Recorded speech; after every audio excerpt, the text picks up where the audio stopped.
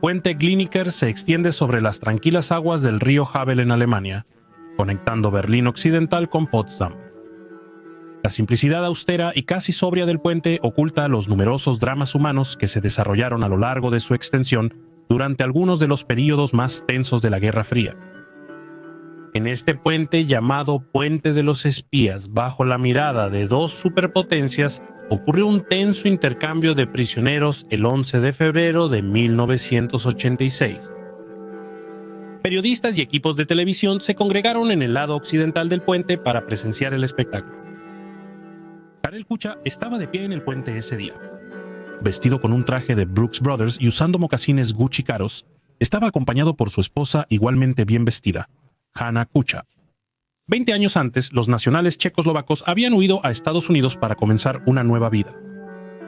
Como emigrados soviéticos buscaron cumplir el sueño americano. Para Karel, esto era avanzar en los rangos de la academia. Para Hanna, la carrera en el comercio de diamantes fue lucrativa. Ambos ya eran ciudadanos naturalizados de Estados Unidos. Pero todo esto era una cortina de humo. Karel era en realidad un agente durmiente desplegado por la inteligencia checoslovaca para espiar a Estados Unidos. Logró lo que nadie antes había conseguido: infiltrarse en la CIA como un espía soviético ilegal. Al cruzar confiados el puente de los espías hacia la libertad, las autoridades estadounidenses sintieron que un traidor se les había escapado. Esta es la historia de Karl y Hanna Kucha, los últimos superespías de la Guerra Fría. Karel Kucha nació el 21 de septiembre de 1934 en Bratislava, la capital eslovaca de Checoslovaquia.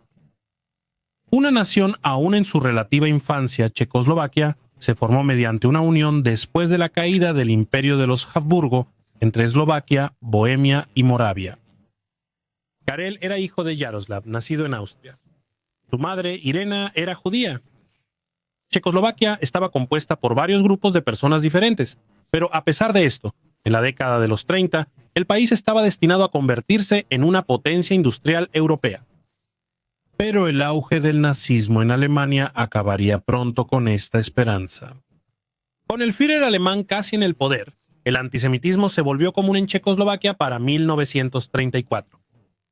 La joven nación observó impotente cuando el 30 de septiembre de 1938, Alemania, Gran Bretaña, Francia e Italia firmaron el Acuerdo de Múnich. Esto cedió grandes extensiones de tierra checa a Alemania, incluyendo los Sudetes, que tenían una gran población de alemanes étnicos. Adolf Hitler no quedó satisfecho y continuó absorbiendo más territorio, instalando un estado títere nazi en el protectorado de Bohemia y Moravia. El 1 de septiembre de 1939, los nazis invadieron Polonia y comenzó la Segunda Guerra Mundial. La represión contra los judíos en Checoslovaquia fue severa, y la familia Kucha se mudó cuando Karel tenía 4 años de Bratislava a Praga, donde creyeron que podrían pasar desapercibidos en una sociedad más cosmopolita. La madre de Karel, Irena, pasó toda la guerra escondida en el departamento familiar y logró evadir a los nazis. Sus padres y 2 hermanos no tuvieron la misma suerte, ya que perecieron en los campos de concentración nazis. La liberación de Checoslovaquia comenzó a mediados de 1944, cuando los soviéticos establecieron un gobierno provisional checoslovaco en abril de 1945. Mientras los soviéticos avanzaban, Checoslovaquia estaba lista para ser tomada ideológicamente. Karel Kucha, quien tenía 11 años en ese momento, ya había aprendido a hablar inglés además de su checo natal. Desde pequeño empezó a meterse en problemas. Él y otros estudiantes protestaron contra la colocación del retrato de Stalin en los salones de clase. Por esto fue expulsado, pero como el comunismo aún no dominaba totalmente la sociedad, Karel y sus compañeros fueron readmitidos tras apelar con éxito. En 1949, Karel comenzó a asistir a una escuela francófona en Praga, y no pasó mucho tiempo antes de que hablara francés con fluidez. Aunque era inteligente y aplicado, tenía una marcada tendencia antiautoritaria, la cual se manifestó cuando él y un grupo de sus compañeros conspiraron en noviembre de 1949 para derrocar al régimen comunista. Era una gran ambición para un grupo de chicos de 15 años, pero aún así intentaron conseguir armas de fuego para la tarea. Sin embargo, los adolescentes ignoraban que uno de ellos era informante de la Státní bezpečnost, la agencia de seguridad del Estado checa, responsable de la inteligencia y contrainteligencia nacional y extranjera. Al enterarse la Státní bezpečnost de los planes, arrestaron al grupo de inmediato. Tras un largo interrogatorio, los chicos fueron liberados sin cargos. Las autoridades quizá entendieron que los adolescentes a veces se meten en travesuras. Aunque logró evitar la prisión, el joven Karl ahora tenía un expediente de la Státní bezpečnost abierto a su nombre. Esto lo perseguiría por décadas y marcaría su vida como espía. Checoslovaquia era un país que caía rápidamente en manos del Partido Comunista Soviético. Las purgas estalinistas eran comunes y la reforma monetaria acabó con los ahorros de muchas familias checas. Pero luego, con la muerte de Josif Stalin, el 5 de marzo de 1953 hubo un rayo de esperanza. A través de sus reformas económicas, sociales y políticas, el nuevo líder soviético Nikita Jrushchov liberó a millones de prisioneros políticos de las cárceles soviéticas y denunció en secreto a Josif Stalin ante los miembros del partido durante su discurso en el 20º Congreso del Partido Comunista. En Checoslovaquia persistían tiempos difíciles con el presidente Antonín Tzar Potocki, aún como ferviente stalinista, quien en 1955 erigió la estatua más grande de Stalin en Praga. En 1960 nació la República Socialista Checoslovaca. Con eso, su transformación política e ideológica estaba completa. De vuelta en casa, Karol chocaba a menudo con su padre, Jaroslav. Era evidentemente un hombre duro y rutinariamente denigraba a su hijo. La familia no tenía muchos recursos, ya que Jaroslav se vio obligado a jubilarse anticipadamente de su puesto en la oficina de correos y la familia sobrevivía con una sola pensión escasa. Karel empezó a trabajar como guía turístico en Praga a los 15 años para ganarse la vida. Para entonces ya hablaba checo, inglés, francés y ruso con fluidez. Sus habilidades lingüísticas y narrativas le sirvieron mucho y disfrutaba la oportunidad de ejercitar su vena creativa, algo que su padre no fomentaba. Tras graduarse con honores de la secundaria francesa en 1953, Karel solicitó ingresar a la Universidad Carolina, pero su solicitud fue rechazada sin explicación.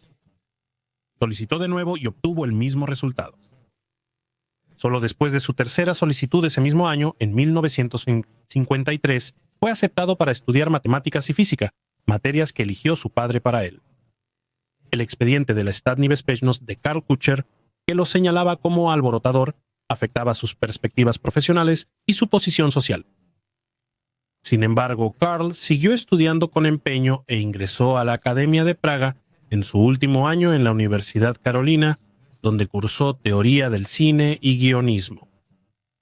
Karel también trabajó a tiempo parcial escribiendo para la televisión checoslovaca y enseñó ciencias y matemáticas en una preparatoria técnica, llegando a ser nombrado profesor asistente de matemáticas en el Instituto de Tecnología de Checoslovaquia. Para entonces, Karel ya había pasado 7 años trabajando como guía turístico en Praga. Un día recibió una llamada de un profesor que trabajaba en el Departamento de Filosofía de la Universidad de Columbia en Estados Unidos.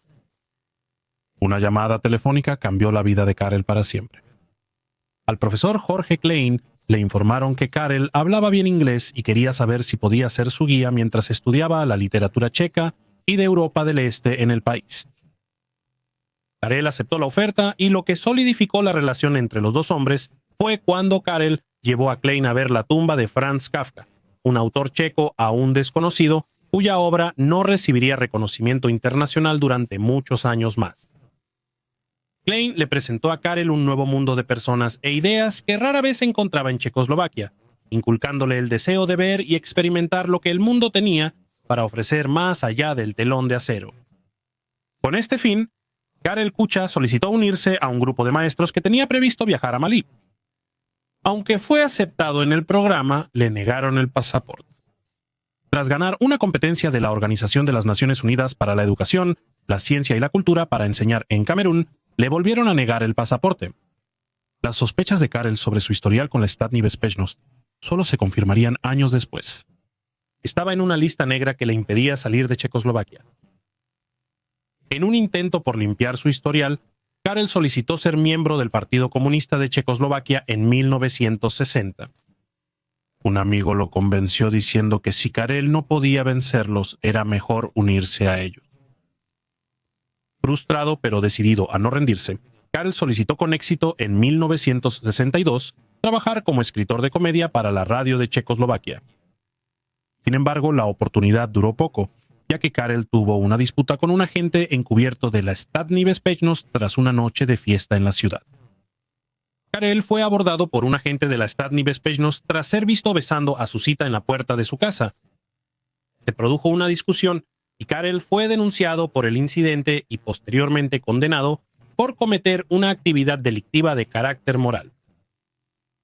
Tras apelar, Karel recibió 2 años de libertad condicional. Esto bastó para que lo despidieran de la estación de radio. Esto puso a Karel en una posición difícil, ya que estar desempleado en Checoslovaquia era en realidad un delito en ese momento. Finalmente pudo encontrar trabajo como vigilante nocturno en un patio de construcción. Se movió entre trabajos durante un tiempo, enseñando en un planetario y luego trabajando como obrero agrícola. Un hombre tan inteligente y ambicioso como Karel Kucher nunca estaría satisfecho con esa vida. En 1962, Karel contactó a un amigo de su antigua escuela de cine que sabía que trabajaba para su archienemigo, la Státní bezpečnost. Jan Liske, en la división de contrainteligencia, espiaba a actores y cineastas vistos como blancos fáciles para el reclutamiento enemigo. Liske retiró el expediente de Karel de los archivos de la Státní bezpečnost y vio que contenía un registro detallado de todas las indiscreciones pasadas de Karel. Las sospechas de Karel sobre por qué nunca parecía poder avanzar en la vida quedaron entonces confirmadas. Ambos amigos reflexionaron sobre el tema. Pedir la membresía del partido no bastó para limpiar el historial de Karel. Sin embargo, si pudiera ser empleado por la misma organización que lo acosaba y lo detenía, tal vez entonces podría arreglar que su historial fuera borrado. Era un plan tan loco que quizá funcionara. Karel empezó a ir con su amigo Jan Liske a bares y cafeterías donde iban los agentes locales de la Státní bezpečnost.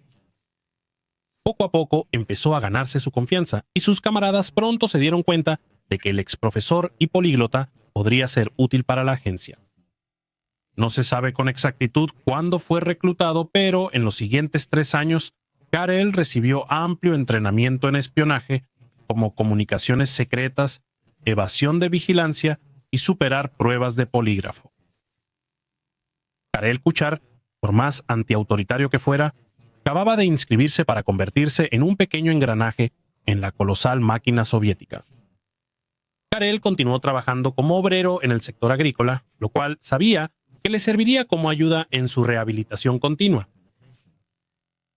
Una noche de 1963, durante una fiesta en el almacén donde trabajaba, Karel posó sus ojos en Hanna Pardamsva.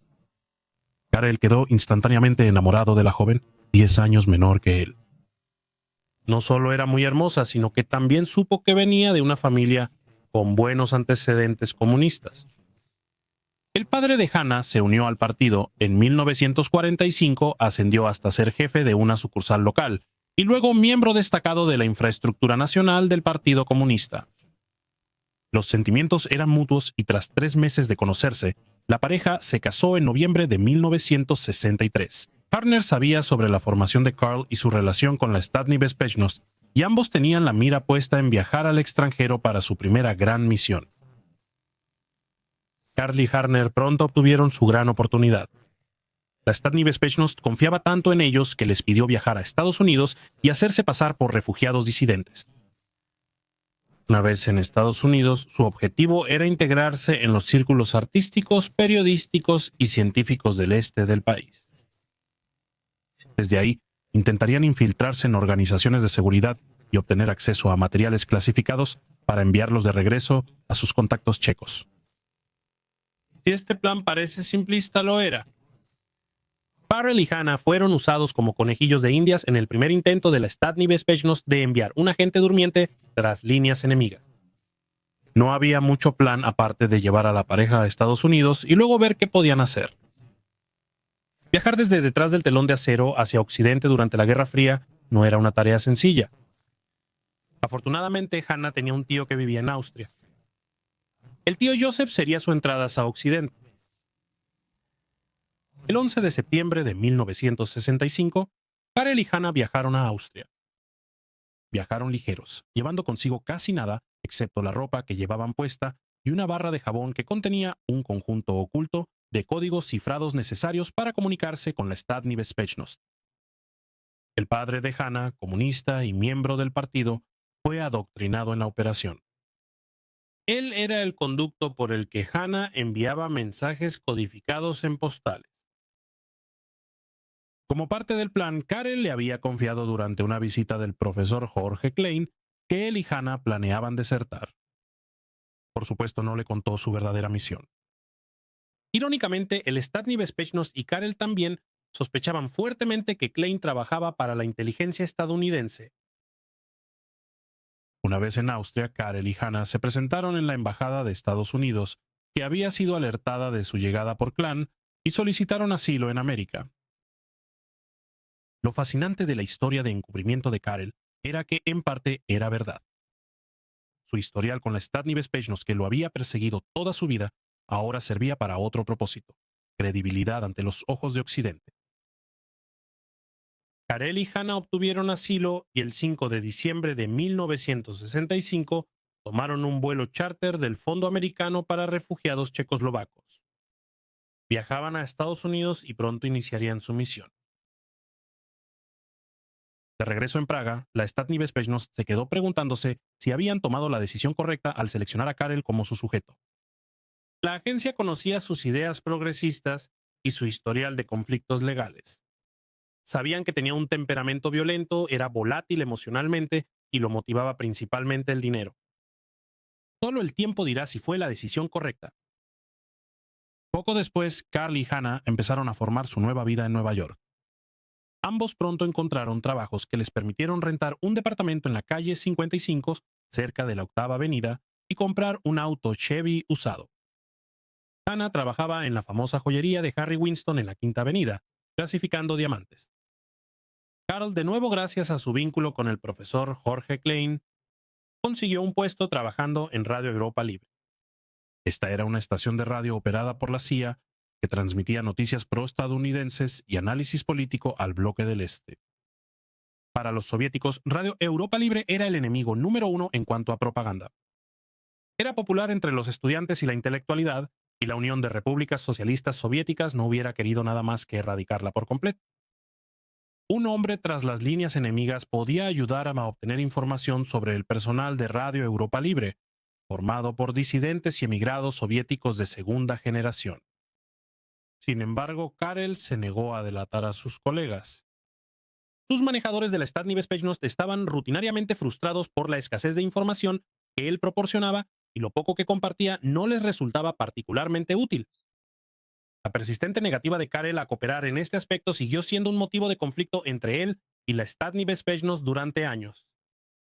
El manejador de Karel Kucher durante esta fase inicial de su despliegue fue Miroslav Polrik, un agente de la Státní bezpečnost que operaba bajo cobertura diplomática y trabajaba desde las Naciones Unidas. Miroslav y Karel se reunían mensualmente y Karel recibía cientos de dólares cada vez. Sin embargo, Koral seguía siendo un agente durmiente, esperando su momento hasta que lograra infiltrarse en las profundidades de la inteligencia estadounidense. En 1966, aún con la intención de integrarse en el ámbito académico estadounidense, Koral solicitó y obtuvo una beca para estudiar en la Universidad de Indiana. Así que Koral y Harner empacaron sus cosas y se mudaron a Bloomington, Indiana, en septiembre de 1966. Bloomington no era Manhattan, así que para la primavera del año siguiente, Koral y Harner ya estaban buscando regresar a Nueva York. George Klein resultó útil una vez más al presentar a Koral con un profesor de la Universidad de Columbia, así que después de pasar 2 semestres en Indiana, Koral recibió y aceptó una oferta para trabajar en el Instituto Ruso de Columbia mientras estudiaba para su doctorado. Grupo de expertos liderado por Zygmunt Brzezinski, polaco-estadounidense, que luego fue consejero del presidente Lyndon B. Johnson. Karel ciertamente se estaba rodeando de personas influyentes. A pesar de su claro progreso, los Kucher estaban sintiendo la presión financiera, y esto causó tensión en su relación. Sus trabajos pagaban poco y se sentían muy lejos de los colegas de Karel en la academia, respaldados por viejas fortunas. Los Kucher desconocían que los sucesos en Checoslovaquia pronto agravarían sus problemas. En enero de 1968, Alexander Dubček fue elegido como el primer secretario del Partido Comunista de Checoslovaquia. Esto fue visto por la gente como una señal esperanzadora de cambio después de años de creciente insatisfacción entre los checoslovacos por las dificultades económicas y la falta de libertades políticas. El deseo de Dubček era introducir el socialismo con rostro humano. Él quería democratizar el gobierno y aumentar la libertad de prensa, de expresión y de viaje. También buscaba una economía más descentralizada. Todas estas ambiciones representaban un cambio significativo respecto al estricto control de estilo soviético que caracterizaba al bloque del Este. La política de reforma de Dubček, llamada su programa de acción, fue vista con profunda sospecha por la Unión Soviética y otras naciones del Pacto de Varsovia. Temían que las ideas liberales se difundieran en sus países.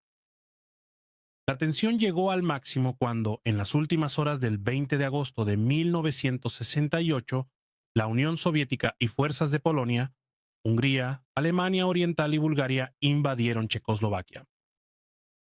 La invasión enfrentó resistencia no violenta de la población checoslovaca, pero la primavera de Praga fue rápidamente sofocada. Las consecuencias de la invasión soviética dieron lugar a un periodo de normalización durante el cual se restableció el statu quo. El líder soviético Leonid Brezhnev destituyó a Dubček y realizó una purga masiva de funcionarios, reemplazándolos en su mayoría por comunistas de línea dura al estilo soviético. Occidente condenó la invasión mundialmente al notar la baja tolerancia soviética hacia reformas sociales y políticas. La división de la Guerra Fría creció cuando los estados satélites soviéticos comprendieron que estaban sometidos a sus amos soviéticos. De vuelta en Nueva York, Karel miraba con disgusto. Describiéndose a sí mismo en una entrevista posterior como un patriota checo, la lealtad nacional principal de Karel era hacia Checoslovaquia y su pueblo eslovaco, no hacia la Unión Soviética. Odiaba el régimen que invadió su país y le importaba aún menos trabajar con cualquiera que fuera instalado como parte del nuevo régimen títere soviético en Checoslovaquia. El contacto de la Státní bezpečnost de Karel fue una de las víctimas de estas purgas, siendo reemplazado por un nuevo hombre leal a la KGB. Karel Kuchar perdió casi toda la motivación para seguir trabajando para la Státní bezpečnost. Consideró desertar, esta vez de verdad, y contarle todo al FBI. En 1969 renunció a su trabajo en Radio Europa Libre después de que cancelaron el programa en el que estaba trabajando. Tras meses de bajo perfil y evitar a sus manejadores, Karl recibió una señal para reunirse con la Státní bezpečnost el 30 de marzo de 1970. Karl no se presentó a la reunión, ni tampoco al día siguiente en la fecha alternativa previamente acordada. Karel permaneció oculto durante los siguientes meses. Fue hasta el 10 de octubre de 1970 que Karel finalmente aceptó reunirse con su nuevo contacto. La reunión en el restaurante Continental no salió como esperaba la Státní bezpečnost, ya que Karel se enfureció, le gritó a su nuevo contacto y lo amenazó. A pesar del encuentro acalorado, los dos hombres acordaron reunirse de nuevo unos meses después. Koral recibió una lista de documentos e información que sus jefes querían conseguir. Si Koral entregaba lo pedido, sería una prueba de su lealtad, que la Státní bezpečnost ya dudaba seriamente. En diciembre de 1970, cuando Koral asistió a la siguiente reunión con las manos vacías, la Státní bezpečnost perdió la esperanza en su agente. Incluso consideraron planes para eliminarlo o sabotear su vida en Estados Unidos. Durante este periodo tenso, Karel incluso visitó al FBI en noviembre y les dijo que había sido contactado por la inteligencia checa. Karel pensó que si confesaba y se ofrecía como agente doble, evitaría ser procesado y podría quedarse en Estados Unidos. El FBI, que en ese momento estaba más interesado en la mafia, no aceptó la oferta de Karel y no tomó ninguna otra medida. El 21 de septiembre de 1971, Karel se naturalizó como ciudadano de Estados Unidos. La solicitud de Hanan se retrasó por sus fuertes lazos familiares con el Partido Comunista Checo, pero obtuvo la ciudadanía al año siguiente. Mientras la Státní bezpečnost consideraba la mejor manera de cortar definitivamente a su agente, no tenían idea de que Karel estaba a punto de lograr su mayor avance hasta el momento. Frustrado por sus opciones laborales, Karel fue a la oficina de colocación laboral en la Universidad de Columbia y expresó su interés en trabajar para el gobierno de Estados Unidos. Dada su habilidad en checo y ruso, le sugirieron que solicitara ingresar a la CIA, así que en abril de 1972, armado con cartas de recomendación de Klein y Brzezinski, eso fue exactamente lo que hizo Karel. La CIA buscaba desesperadamente hombres como Karel que hablaran ruso y otros idiomas de Europa del Este, por lo que era un candidato seguro para el puesto. Aparte del proceso regular de entrevistas, había otro pequeño obstáculo que superar: una prueba de polígrafo. Para Karel esto no era un gran problema. Era físico de profesión. Había sido entrenado por la Státní bezpečnost para superar detectores de mentiras controlando sus respuestas fisiológicas en interrogatorios. Coral hizo la prueba y la pasó con honores. En febrero de 1973, Coral Kuchar se mudó a Washington, Distrito de Columbia, y empezó a trabajar para una rama secreta de la División Soviética y de Europa del Este de la CIA. Allí se le asignó la tarea de escuchar grabaciones de conversaciones secretamente grabadas entre los objetivos soviéticos de la CIA. Debido a su relación continua y tensa con la Státní bezpečnost, Karel ni siquiera les había dicho a sus contactos la razón de su mudanza a Washington. La inteligencia checa quedó bastante sorprendida cuando se enteraron y la noticia rápidamente llegó a la cadena de mando hasta la KGB. De pronto, Karel Kucha despertó gran interés. La Státní bezpečnost tuvo que enfrentar el hecho de que, por muy volátil que fuera su agente, él había logrado, completamente por su cuenta, infiltrarse en la Agencia Central de Inteligencia. Contra todo pronóstico, Karel Kucher lo había logrado, y el agente durmiente de la Státní bezpečnost estaba a punto de ser activado. Con su autorización de seguridad de alto secreto, Karel comenzó a enviar información crítica a sus manejadores. Les informé que al jefe de estación de la KGB en Beirut lo vigilaban, que la misión militar de Checoslovaquia en Berlín Occidental estaba bajo observación y que la CIA intervino 4 líneas telefónicas en la embajada soviética en Bogotá. Tras escuchar y traducir decenas de conversaciones de estas líneas intervenidas, Karel supo que la CIA intentaba reclutar a un diplomático soviético en Bogotá. En 1973, Alexandro Gorodnik había estado disfrutando su tiempo fuera de Moscú en América Latina, quizás un poco más de la cuenta. Acababa de enterarse de que su amante colombiana estaba embarazada, y a sus jefes no les iba a agradar nada cuando se enteraran. A través de una operación conjunta de inteligencia colombiana y la CIA, Alexandr Ogorodnik fue reclutado como espía para Occidente. Con el nombre en clave Trigon, Alexandr Ogorodnik fue pronto llamado de regreso a Moscú para ocupar un puesto en el Departamento de Asuntos Globales del Ministerio de Relaciones Exteriores soviético. La CIA estaba encantada de tener a un agente trabajando para ellos en el corazón de la Unión Soviética. Su caso fue manejado por Marta Marty Peterson, la primera mujer en servir como oficial de caso en la estación de la CIA en Moscú. Ogorodnik fue arrestado en julio de 1977 tras descubrir la KGB un intercambio secreto con Peterson. Durante el interrogatorio, Ogorodnik mordió un bolígrafo que le dio la CIA. Dentro había una cápsula de cianuro. En cuestión de segundos estaba muerto. Una investigación posterior mostró que Karel Kucher tradujo al inglés los informes del agente Trigon desde el ruso. Lo apreciara o no, había un costo humano muy real en el trabajo que Kucher estaba haciendo. Al delatar a un agente doble soviético, Karel sabía el valor de su puesto en la CIA, tanto para la Státní bezpečnost como para la organización que movía los hilos, y tenía bolsillos mucho más profundos. Usó esto como moneda de cambio para exigir mucha más compensación de la KGB. Ana no solo era espectadora en los engaños de su esposo. Ella decidió quedarse en Nueva York para seguir trabajando en el comercio de diamantes.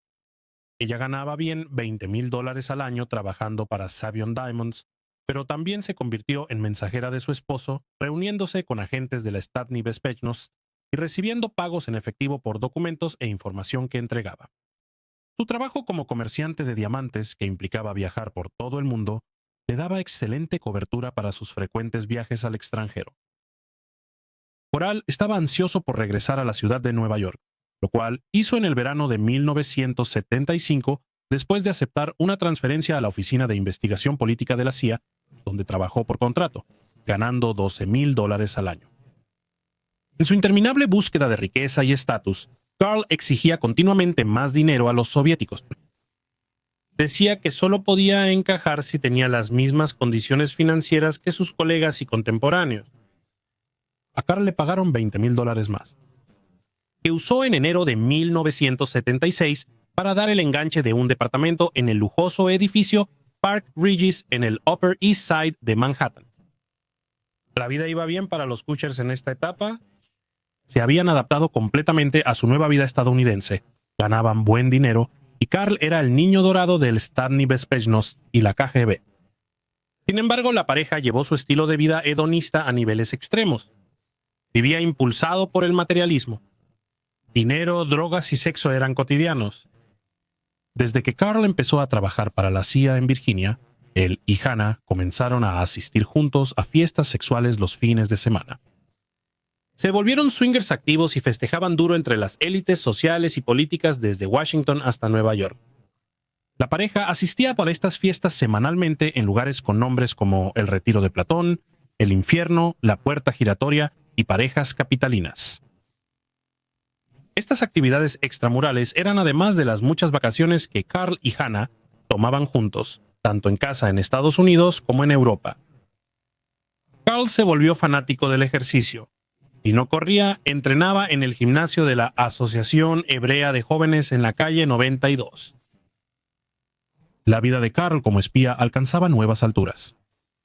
A medida que ascendía en su puesto en la CIA, no solo le pedían traducir grabaciones e informes, sino también proporcionar su propio análisis político de los documentos que traducía. Lo que había comenzado como una apuesta de una agencia de espionaje checoslovaca inexperta estaba dando grandes dividendos. El éxito de Karel fue tan prolífico que los informes sobre sus actividades llegaron al escritorio de Oleg Kalugin, el jefe de contrainteligencia extranjera de la KGB. Él era uno de los mejores cazadores de espías de la KGB. Sin embargo, había un pequeño detalle. Se rumoraba que Oleg Kalugin trabajaba en secreto para la CIA. En agosto de 1976, Karel y Hannah se reunieron con la Státní bezpečnost en Austria durante sus vacaciones en Europa.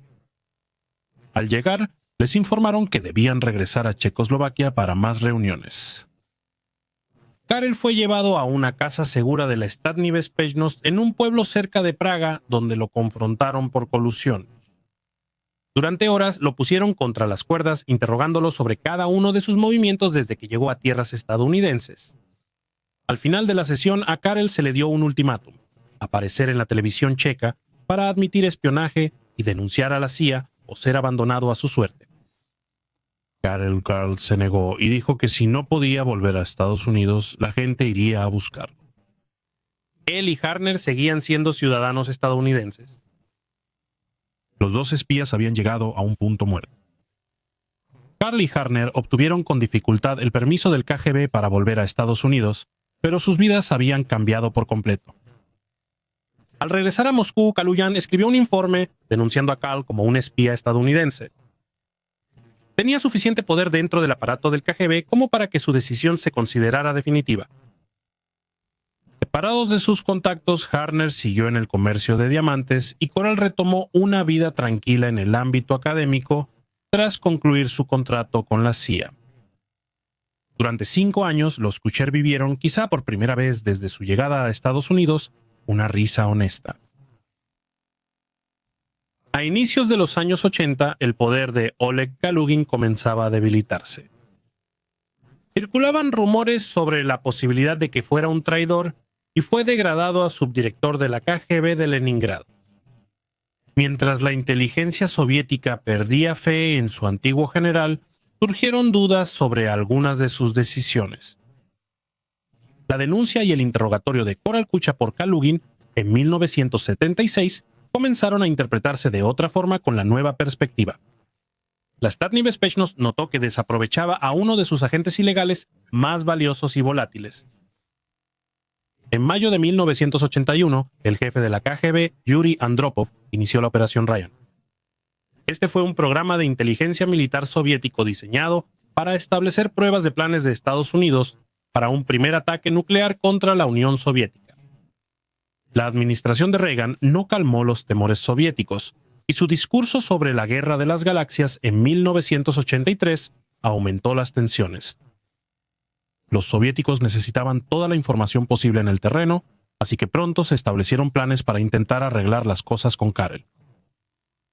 Un agente de la Státny Bezpieczność llamado Jan Fiely recibió la tarea de reactivar a Karel como agente. Era un rostro familiar para Hanna, quien había conocido al hombre en ocasiones anteriores durante reuniones de entrega. Viajó hasta Estados Unidos en 1982 y restableció contacto con Karel. Aburrido y sin sentirse realizado, Karel Kucher no dudó en aceptar la oferta de Jan Fiely.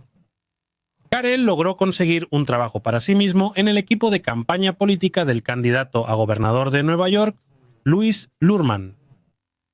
Establecía contactos clave en círculos republicanos y tenía una visión aguda de la situación política en Estados Unidos. Aunque Karel estaba contento de volver a ser espía, comenzaba a sentirse ansioso. Desde el hombre con binoculares al otro lado de la calle hasta los extraños clics en su teléfono y el tipo que Karel veía en el gimnasio, estaba convencido de que lo vigilaban. Hanna, tan preocupada por la vigilancia, dejó de ser mensajera en octubre de 1983. Para enero de 1984, Karel hizo lo mismo, comunicando el fin de su cooperación con la Státny Bezpieczność al enviar un mensaje a Praga. Karel y Hanna estaban tan preocupados por verse comprometidos que durante meses planearon salir de Estados Unidos. En noviembre de 1984, vendieron su departamento en Manhattan y transfirieron las ganancias a una cuenta en Zúrich, preparándose para mudarse a Austria. Sus temores eran justificados. El FBI los había estado vigilando durante meses. Durante la vigilancia rutinaria del escuadrón de contrainteligencia del FBI, Karel empezó a aparecer frecuentemente entre los ciudadanos checos bajo vigilancia del FBI. También se cree que Jan Fiely, quien reclutó a Karel, en realidad estaba trabajando para la CIA en ese momento. Fiely desapareció sin dejar rastro, quizá bajo protección de testigos de la CIA. La KGB sostenía oficialmente que Oleg Kalugin traicionó a Karel Kucha. El 15 de noviembre de 1984, los Kucha salieron de una reunión en el banco tras vender su departamento. Karel acompañó a Hanna a su oficina en el edificio Diamond Club de la calle 47. Y la acompañó adentro. Unos minutos después salió del edificio solo. Entonces vio una cara familiar. Era el hombre que seguía viendo en el gimnasio. El hombre lo miró y caminó directamente hacia Coral, con la mano extendida. «Tengo unos amigos que quisieran hablar contigo», dijo el hombre.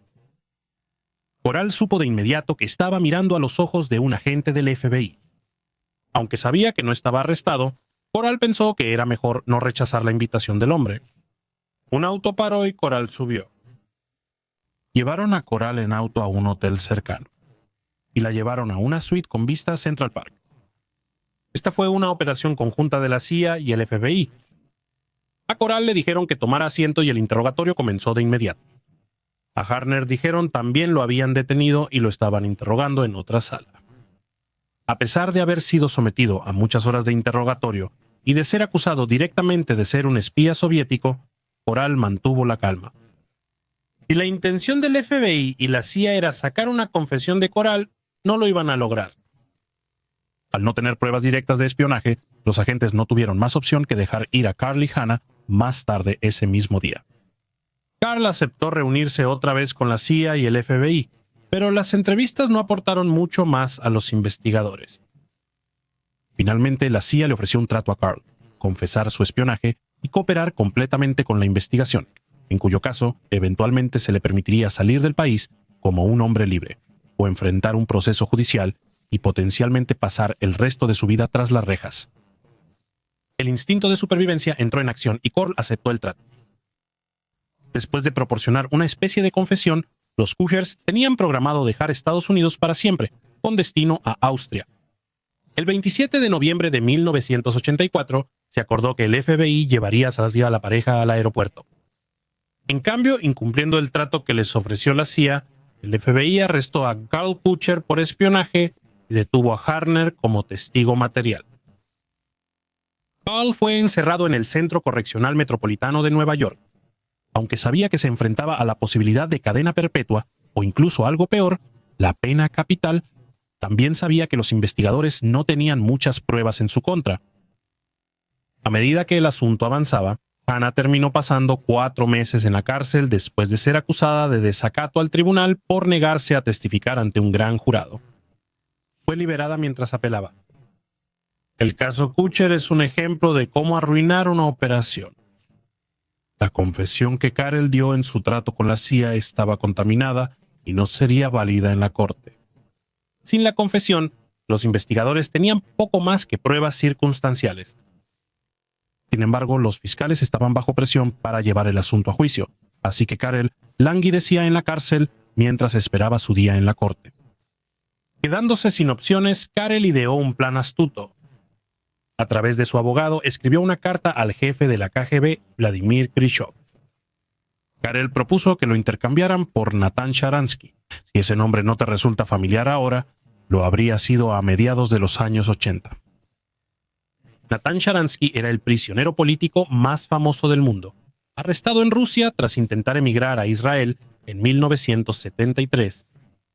En 1977 fue encarcelado por espionaje. Él no era espía, solo tenía talento para revelar la corrupción y crueldad de la Unión Soviética. Era un disidente y un símbolo global de resistencia. Fue una decisión audaz por parte de Karel pensar que la KGB aceptaría intercambiarlo por su prisionero más importante. Incluso el abogado de Karel tenía dudas, considerando a su cliente en ese momento como nada más que un espía de segunda categoría. La apuesta funcionó. Nunca sabremos si la KGB consideraba a Karel Kucher uno de sus mejores espías o si el intercambio de Sharansky fue solo una maniobra de propaganda. Lo que sí sabemos es que pronto se hicieron arreglos para un gran intercambio de prisioneros en el famoso Puente Glenica. Para los fiscales estadounidenses, el intercambio de prisioneros sería el rayo de esperanza en una nube por lo demás muy oscura. La investigación y el juicio de Coral fueron un desastre. Había muy pocas posibilidades de que los fiscales realmente lograran una condena. Al menos con un intercambio de prisioneros obtendrían algo del fiasco. Como parte del acuerdo, Karel se declaró culpable de espionaje el 3 de febrero de 1986 y aceptó una cadena perpetua conmutada por el tiempo cumplido. Él y Hannah perdieron sus pasaportes estadounidenses y fueron declarados personas non gratas. Tras las formalidades, los 2 espías checos volaron de Nueva York a Frankfurt y luego a Berlín para el intercambio. Karel, usando un par de mocasines Gucci y un traje a la medida de Brooks Brothers, y Hannah, con un abrigo de piel negro y un sombrero de piel blanco, cruzaron el puente con paso firme mientras las cámaras tomaban fotos. Sharansky cruzó el puente en sentido opuesto con otros prisioneros políticos intercambiados ese día. Karel y Hannah subieron al Mercedes-Benz dorado propiedad del famoso abogado de espías Wolfgang Vogel y pronto fueron llevados rápidamente al otro lado de la frontera. Karel y Hannah recibieron una bienvenida de héroes cuando regresaron a Praga, les dieron una casa y un Volvo nuevo como recompensa, y Karel pronto consiguió un puesto trabajando en el Instituto de Pronóstico Económico de Praga. Hannah comenzó a trabajar como traductora para la embajada británica en Praga. Sin embargo, eventualmente su empleador se enteró de su vida anterior como espía y fue despedida. El reconocimiento de Karel y Hannah como héroes nacionales no sobrevivió a la caída de la Unión Soviética. Mientras la bandera de la hoz y el martillo bajaba del Kremlin en Navidad de 1991, los Kuchers quedaron como reliquias de otra época. Karel y Hannah siguen viviendo en la República Checa en relativa oscuridad hoy en día. Su existencia monótona es muy diferente de las vidas llenas de hedonismo que llevaban antes. Al final, Karel Kucher se quedó cuestionando si, en el gran esquema de las cosas, algo de lo que hizo realmente hizo alguna diferencia. Eso es todo. O sea, la vida de un hombre, bueno, fue emocionante de cierta manera, pero quieres ver algún logro. ¿Realmente marcaste la diferencia? ¿Qué diferencia hice yo? ¿Qué logré? No sé si lo repetiría.